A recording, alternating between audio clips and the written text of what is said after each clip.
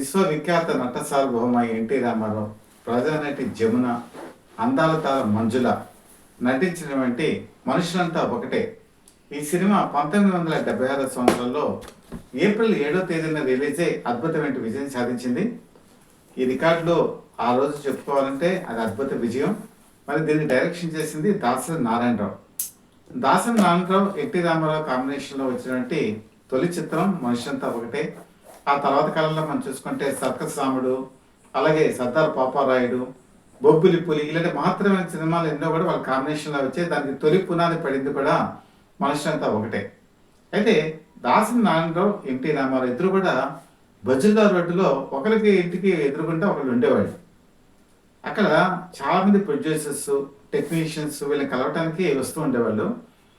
దాసరి నారాయణరావు తెల్లవారుజాము 4 గంటల వరకు మేలుకొని ఉండేవాళ్ళు. వచ్చిన వాళ్ళతో స్టోరీ డిస్కషన్స్, అలాగే డైరెక్టర్స్, అసిస్టెంట్ డైరెక్టర్స్తో మాట్లాడటం, ఆ తర్వాత కాలంలో ప్రొడ్యూసర్స్కి డేట్స్ ఇవ్వటం ఇవన్నీ ఆయన చూసుకునేవాళ్ళు. ఆ పక్కన ఎన్టీ రామారావు ఆయన వెళ్ళిగా పడుకుని పోయేవాళ్ళు 7:30 కల్లా. తెల్లవారుజాము 4 గంటలకు లేచేవాళ్ళు. ఈయన పడుకునే టైము, ఆయన లేచే టైము ఒకే టైంలో జరిగేది.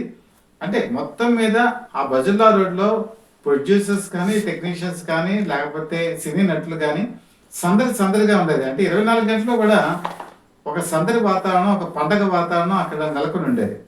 అయితే ఈ సందర్భంగా కనుక మనం చూసుకుంటే వాళ్ళిద్దరూ అంటే ఒకరికి చాలా అభిమానం. ఎన్టీ రామారావు దగ్గరికి వచ్చేటువంటి చాలామంది డైరెక్టర్స్, లేకపోతే కొత్తగా వచ్చే నటీనటులకు చెప్పేవాళ్ళట, చూడండి అతను కొత్తగా వచ్చాడు, కష్టపడి పనిచేస్తున్నాడు, అలాగే మీకు పైకి రావాలని చెప్పి చాలామందికి ఎదురు చెప్పేవాళ్ళట ఎన్టీ రామారావు. దాని మీద మనం ఆలోచించుకుంటే దాసరి నారాయణరావు అంటే ఎన్టీ రామారావుకి ఎంత అభిమానమో మనకు తెలుస్తుంది. అయితే వీళ్ళ పరిచయం ఇప్పటి కాదు. ఎన్టీ రామారావు మంచి పీక్ పీరియడ్లో ఉన్నప్పుడు దాసరి నారాయణరావు బీచీఎల్లో పనిచేసేవాడు హైదరాబాద్లో. రామకృష్ణ సినీ స్టూడియోస్ అప్పటికి ఇంకా ప్రారంభం కాలేదు. అయితే రామకృష్ణ థియేటర్ అప్పటికి స్టార్ట్ అయింది. అక్కడికి వెళ్ళినప్పుడు తొలిసారిగా ఆటోగ్రాఫ్ తీసుకున్నారు. ఆ తర్వాత కాలంలో కనుక చూసుకుంటే ఆయన సినిమా రంగంలోకి ప్రవేశించి ఒక అసిస్టెంట్ డైరెక్టర్గా పనిచేసినప్పుడు కథలు బాగా రాసేవాళ్ళు, ఈయన డైలాగ్స్ కూడా. అలాంటి సందర్భంలో అప్పుడు ప్రముఖ రచయిత డివి నరసరాజుతో కలిసి వెళ్ళి ఒక 2 సినిమాలకి స్టోరీస్ కూడా చెప్పారు. దాసరి నారాయణరావు చెప్పే విధానం ఎన్టీ రామారావుకి బాగా నచ్చేది, అంటే అభిమానించేవాళ్ళు కూడా. ఆ తర్వాత కాలంలో ఒకే కుటుంబం అని చెప్పేసి ప్రముఖ సినీ నటుడు నాగభూషణం ఎన్టీ రామారావుతో సినిమా తీశారు. దానికి భీమ్ సింగ్ అని చెప్పి డైరెక్టర్. భీమ్ సింగ్ అంటే మీరు ఏదో నార్త్ ఇండియా వాడు అనుకోకండి, తెలుగువాడే, పేరు ఎలా ఉందంటే. ఈ సినిమాకి కో డైరెక్టర్గా దాసరి నారాయణరావు పనిచేసినటువంటి ఈ సమయంలో ఒక హిందీ సినిమా షెడ్యూల్ పూర్తి కాకపోవడంతో భీమ్ సింగ్ ముంబై వెళ్లాల్సి వచ్చింది. దాంతో 15 రోజుల పాటు దాసరి నారాయణరావు ఈ సినిమాకి డైరెక్షన్ చేశారు. ఆ సీన్స్ అన్ని చాలా అద్భుతంగా వచ్చాయి. ఈ టేకింగ్, డైలాగ్స్ రాసే విధానం అంతా కూడా ఎన్టీ రామారావు పరిశీలన స్థితితో చూశారు. ఎస్, ఇతనిలో స్పార్క్ ఉంది, ఇతను పైకి వస్తాడని చెప్పి అనుకున్నారు. ఆ విధంగానే పైకి వచ్చాడు. ఈ సినిమా మనుషులంతా ఒకటే వచ్చేప్పటికి ఇది 12వ చిత్రం దాసరి నారాయణరావుకి. అంతకుముందు 11 చిత్రాలు కూడా సూపర్ డూపర్ హిట్టే. అంటే చాలా లో బడ్జెట్తో మామూలుగా ఎవరు ప్రముఖ హీరోలు లేకుండా, హీరోయిన్లు లేకుండా ఆ సినిమాలు తీశారు. అయితే ఈ సినిమాకి దుడ్డు వెంకటేశ్వరరావు తర్వాత వీళ్ళందరూ వచ్చి మాకు ఒక సినిమా చేసి పెట్టండి అన్నప్పుడు అంగీకరించారు. కాకపోతే వాళ్ళు కోరుకున్నది ఏంటంటే ఎన్టీ రామారావు. సహజంగా అప్పుడు స్టార్స్ అనేవాళ్ళు పుట్టుకురారు, మనమే స్టార్స్ని క్రియేట్ చేయాలనే సిద్ధాంతంతో దాసరి నారాయణరావు ఉండేవారు. కాకపోతే ఎన్టీ రామారావు అంటే ఒక అభిమానం కాబట్టి ఆ సినిమాకి ఆయన వెళ్ళి కథంతా చెప్పారు. ఆయన కూడా వెంటనే దాసరి నారాయణరావు చెప్పగానే నమ్మకంతో ఓకే అన్నారు. ఈ సినిమా ప్రారంభించారు. ఈ సినిమా కనుక మెయిన్గా కనుక చూసుకుంటే దానికి పెత్తందారీ వ్యవస్థ, ఫ్యూడలిజం ఎలా ఉంటుంది, సో మన బ్రిటిష్ వాళ్ళు స్వాతంత్రం వచ్చిన తర్వాత జమీందారీ వ్యవస్థ సామాన్య ప్రజల్ని ఎలా చిన్నచూపు చూసేది అనేటువంటి ఒక పాయింట్ ఆధారంతో ఈ మనుషులంతా ఒకటే సినిమా స్టార్ట్ అవుతుంది. ఇది ఎక్కువగా బెంగళూరు, మైసూరు పరిసర ప్రాంతాల్లో తీశారు. ఎందుకంటే ఎన్టీ రామారావు ఇందులో ఉండేటువంటి క్యారెక్టర్ స్టార్టింగ్లో కనుక చూసుకుంటే ఒక జమీందారీ వ్యవస్థ, బిల్డింగ్స్ అన్నీ కూడా అక్కడ బాగుంటాయి కాబట్టి ఆ చిత్రీకరణ చేశారు. మైసూర్ ప్యాలెస్లో కూడా ఒక పాట చిత్రీకరణ జరిగింది, కాలం కాదు కర్మ కాదు, వీధి రాసిన రాత కానే కాదని చెప్పి ఒక పాట ఉంటుంది, అది అక్కడే షూట్ చేశారు. ఇందులో కనుక చూసుకుంటే అసలు ఒక చిన్న పాటతో ఎన్టీ రామారావు మనస్తత్వాన్ని ఇందులో చూపించారు. దాసరి అది గొప్పతనం. సినిమా స్టార్ట్ అవటంతోనే అనుభవించు రాజా అని చెప్పి ఒక పాట స్టార్ట్ అవుతుంది. ఆ పాటలోనే ఎన్టీ రామారావు తన చిన్నప్పటి నుంచి పెరిగినటువంటి ఫ్యూడలిజం, జమీందారీ వ్యవస్థ అతని ఎలాగా ఉంది అని చెప్పేసి ఈ పాటలో చూపిస్తారు. అంటే ఒక విధంగా విలన్ క్యారెక్టరే. ఇందులో ఎన్టీ రామారావు డ్యూయల్ క్యారెక్టర్. నేను చెప్పినట్టు మొదటి క్యారెక్టర్ వచ్చేప్పటికి ఒక విలనిజం ఉంటుంది, అలాగే తర్వాత అది సాఫ్ట్గా మారుతుంది, పాజిటివ్గా మారుతుంది. నెగటివ్ క్యారెక్టర్ పాజిటివ్గా మారుతుంది. ఈ డబుల్ యాక్షన్లోకి వచ్చేప్పటికి కొడుకుగా ఎన్టీ రామారావు నటిస్తారు. అది తర్వాత ప్రారంభమవుతుంది. అంటే ఇద్దరు కలిసి ఉన్నటువంటి సీన్స్ అయితే ఇందులో ఉండవు.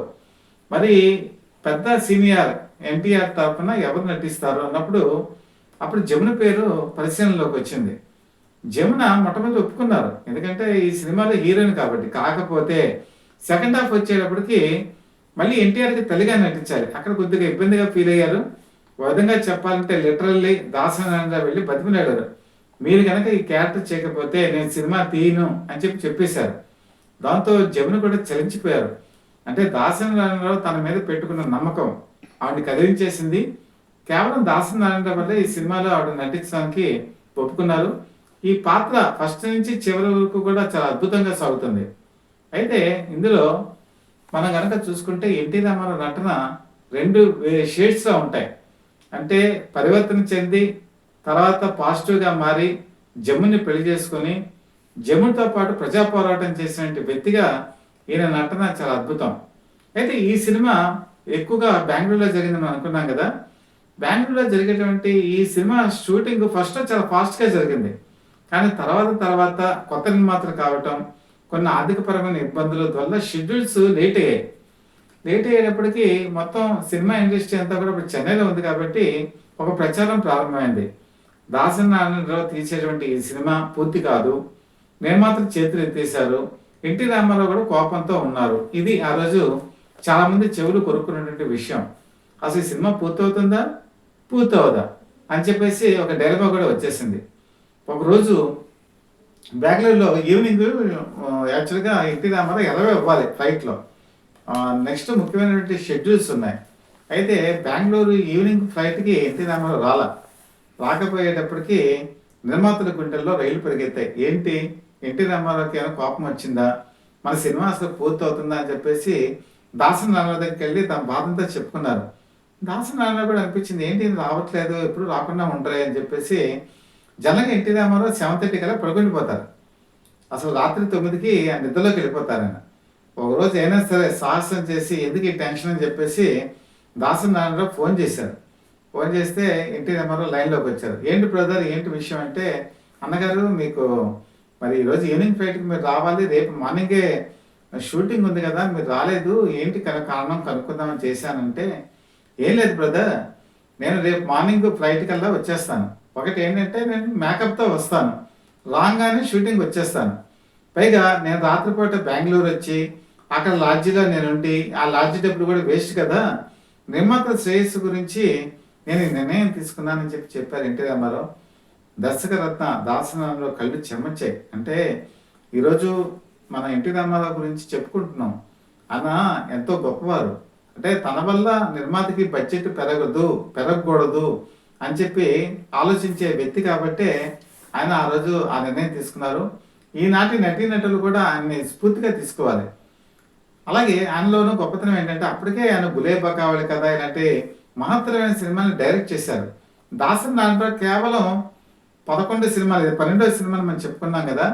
అయినా సరే ఎన్టీఆర్లో గొప్పతనం ఏంటంటే తను డైరెక్షన్ చేసేటప్పుడు ఎవరిని వేలు పెట్టేది చెవలు కాదు. తన డైరెక్షన్లో తను ఇతరుల డైరెక్షన్లో చేసినప్పుడు సలహాలు సూచనలు చెప్పేవాళ్ళు కాదు, వాళ్ళు ఏం చెప్తే చేసేవాళ్ళు.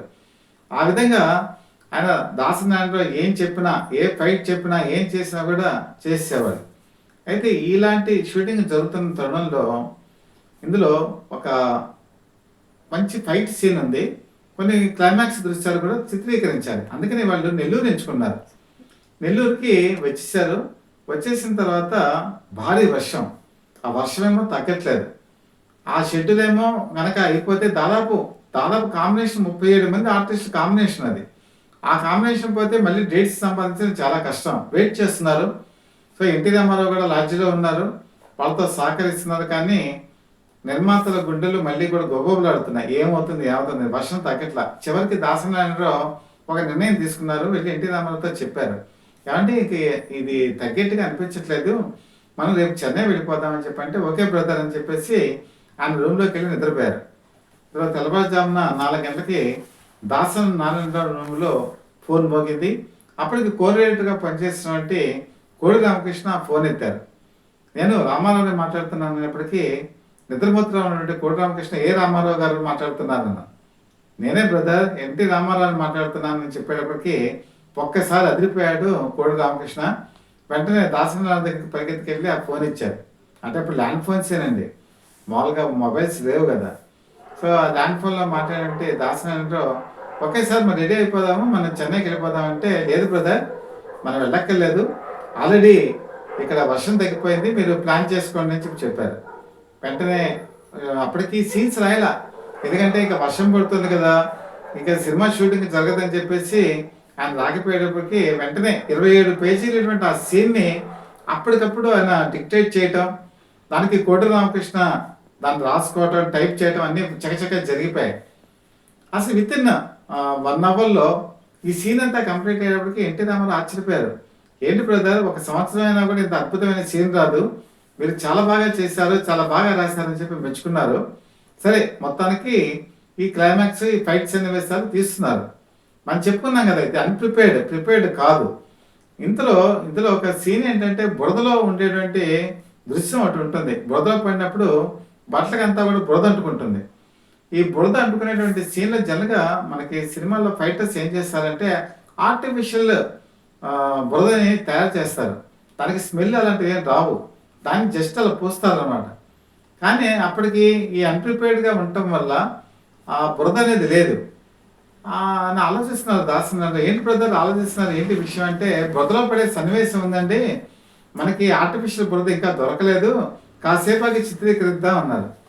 ఎందుకు బ్రదర్, మీరు 1 నిమిషం ఉండండి అని చెప్పి ఎన్టీ రామారావు వెళ్ళి ఒక బురద కొండ ఉంటే అందులో దూకేశారు. దూకేసి ఒళ్ళంతా బురద రాసేసుకొని వచ్చి, ఇప్పుడు బాగానే ఉందా బ్రదర్ అన్నారు. అది నిజంగా బురద, పైగా వాసన వస్తుంది. అసలు దాసనారాయణరావుకి ఏం అర్థం కాల, ఏమిటినా ఇంత స్పీడ్గా చేశారని చెప్పి ఆ సినిమా ఆ షూటింగ్లో ఇప్పటికీ ఆ బురద సన్నివేశం కనపడుతుంది. That is NTR.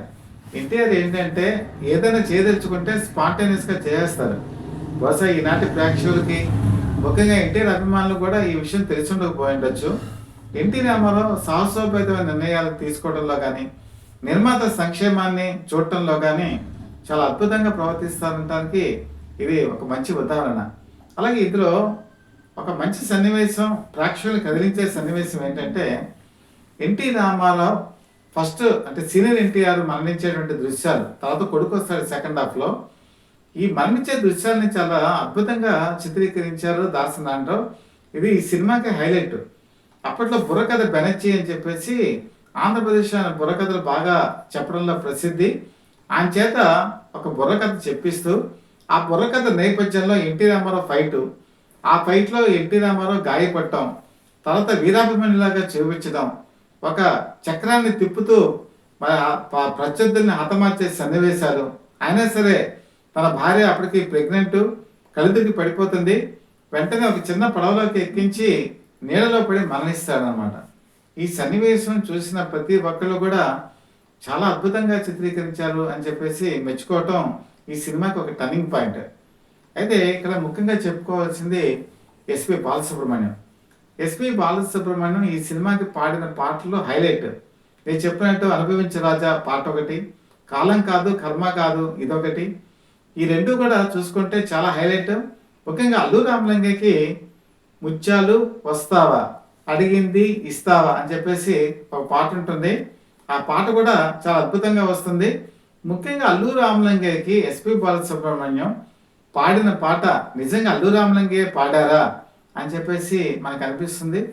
అలాగే అల్లు రామలింగయ్య కూడా ఎస్పి బాలసుబ్రహ్మణ్యంకి థ్యాంక్స్ చెప్పి, ఇంత గొప్పగా పాడావు బాల్ అని చెప్పి పొగట్టడం కూడా జరిగింది. అయితే ఎస్పి బాలసుబ్రహ్మణ్యం గురించి, పాట గురించి ఇప్పుడు ఎందుకు చెప్తున్నానంటే, 1976 వచ్చేప్పటికి ఎన్టీ రామారావుకి ఒక డైలమా ఉంది. అదేంటంటే ఘంటసాల వెంకటేశ్వర మరణించారు, ఆయన పాటలన్నీ కూడా ఎన్టీఆర్కి సూట్ అవుతాయి, తర్వాత అన్నదమ్ముల అనుబంధం, ఆరాధన ఇలాంటి సినిమాలకు వచ్చేప్పటికి ఆయన చాలా ఇబ్బంది పడ్డారు.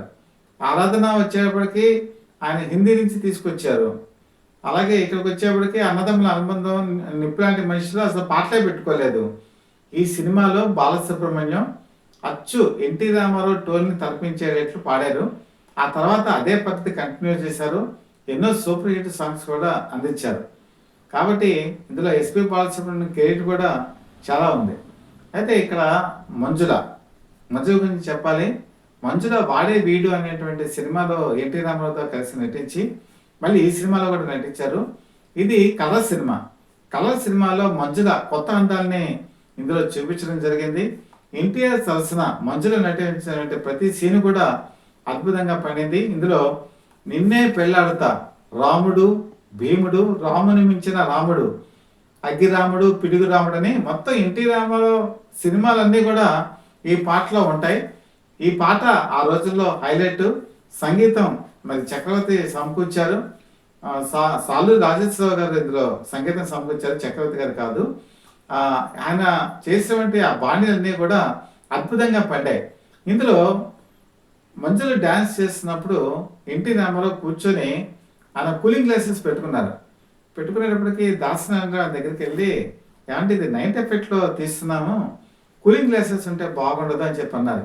ఏం బ్రదర్ బాగానే ఉంటుంది కదా అన్నారు. లేదండి, నైట్ టైంలో ఇది పెడితే అంత బాగుంటుంది అనేటప్పటికీ ఎన్టీ రామారావు ఏం చేశారంటే ఆ గ్లాసెస్ తీసి మళ్ళీ ఆ షూటింగ్లో పాల్గొన్నారు. అంటే ఎన్టీ రామారావు, నేను చెప్పాను కదా, చిన్న దర్శకుడు పెద్ద దర్శకుడు అని ఆలోచించరు.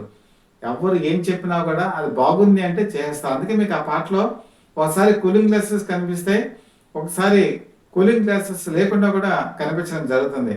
ఆ విధంగా దాసరి నారాయణరావు డైరెక్షన్లో ఈ సినిమా అద్భుత విజయం సాధించింది. అందులో మరి సెకండ్ పాత్రలో వచ్చినటువంటి ఎన్టీఆర్ కూడా చాలా జోబెలిగా నటిస్తూ, చలాకీగా నటిస్తూ, ఏం తాత బాగున్నావా అని చెప్పేసి ఒక టీచింగ్ చేసేటువంటి పాట కూడా ఈ సినిమాకి హైలైట్. తండ్రిని అవమానించి ఇంటి నుంచి పంపించేసినటువంటి తాతని ఫ్యూడల్ మనస్తత్వాన్ని బదలకొట్టి ప్రజల్లో కలిసేటువంటి మనిషిగా తీర్చిదిద్దే మనవడి క్యారెక్టర్లో ఎన్టీఆర్ సెకండ్ షేడ్లో చాలా డిఫరెంట్ యాంగిల్లో చూపిస్తారు. ఈ సినిమాలో ఒక క్యారెక్టర్ ఏమో పాజిటివ్గా మారి ఒక వీరాభిమణిలాగా చూపిస్తే, సెకండ్ క్యారెక్టర్ విభిన్నంగా ప్రవర్తించి తాతకి బుద్ధి వచ్చేట్టు చేయటం ఈ సినిమాలో ఒక పెద్ద మలుపు అని చెప్పుకోవచ్చు. ఈ రెండు క్యారెక్టర్లు కూడా చాలా డిఫరెంట్గా ఎన్టీ రామారావు చేసి చూపించి నటనలో తనకి ఎదురు లేదు, తిరుగు లేదు అని చెప్పినటువంటి ఈ చిత్రం ఆ రోజుల్లో అందరి మనసులో కూడా హత్తుకుంది, ప్రజల మనసులో చొరగొంది. ఇందులో ముఖ్యంగా చెప్పుకోదగిన విషయం ఏంటంటే ఎన్టీ రామారావు ఈరోజు 75 సంవత్సరాలు ఆయన పూర్తయినటువంటి సందర్భంలో అనేక సినిమాల్ని మనం ఈరోజు ప్రజెంట్ చేయడం జరుగుతుంది. యూట్యూబ్లో కొన్ని సినిమాలు అవైలబిలిటీ కూడా కావట్లేదు. దాంతో ఏంటంటే రకరకాల సోర్సెస్ ద్వారా సమాచారాన్ని క్రోడీకరించి ఎన్టీ రామారావు ఒక్కొక్క సినిమా ఆణిముత్యాన్ని ఈరోజు సత్యవ్రత పీపుల్ లైవ్ టీవీ మీకు అందజేస్తుంది. మీరు ఆదరించండి. ఎన్నో తెలియని విషయాలు మీకు చెప్పడానికి మేము ప్రయత్నం చేస్తాం.